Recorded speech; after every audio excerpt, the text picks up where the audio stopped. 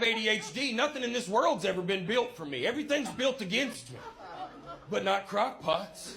Ooh, the slow cooker is definitely a good shout, but here are a few other ADHD-friendly kitchen tools that you might consider investing in. The first one, very similar to a slow cooker, is the Instant Pot. Now, the Instant Pot is fabulous for a few reasons. The first is that it can cook your food really fast. The second reason is that it will turn off automatically and then switch into a keep warm setting. And the beauty of that is that you can just put stuff in and forget about it. And whenever you're ready to get it, you're gonna have food warm, not overcooked, not burnt. It is magic, my friends.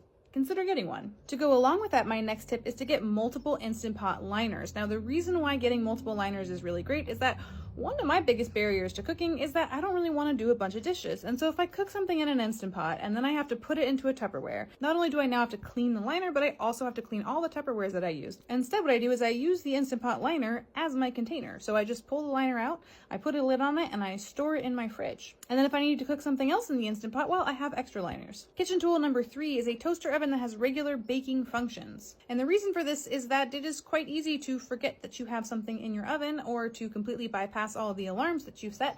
And so having a toaster oven that has baking functions is really helpful because you can set the time and it will turn itself off on its own and you won't burn your food. The next helpful kitchen tool is an electric tea kettle. And the reason why this is so helpful is because, again, once it is boiled, it will turn itself off. Are you guys sensing a theme here? I have destroyed many a pot and many a kettle boiling water because I just turn on the stove and then I leave the house and forget that I've done that.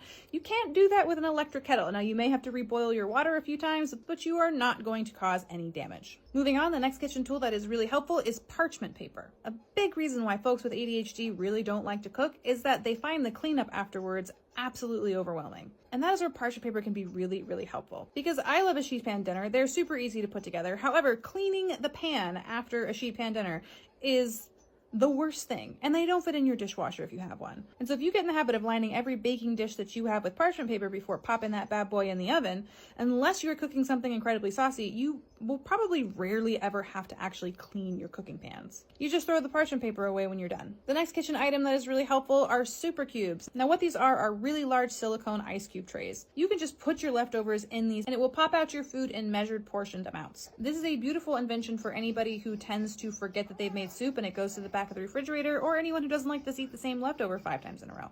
You can have the food as much as you want and then freeze the rest for a rainy day. And my last little kitchen tool is not really a kitchen tool at all. It is a backup timer. So if you are cooking on a stove or in the oven and you use a timer to remind yourself to get your food, set 2 alarms. Because you're probably going to finish up whatever you're doing with the first alarm and then get sucked into something else and totally forget. So set yourself up for success with a second alarm.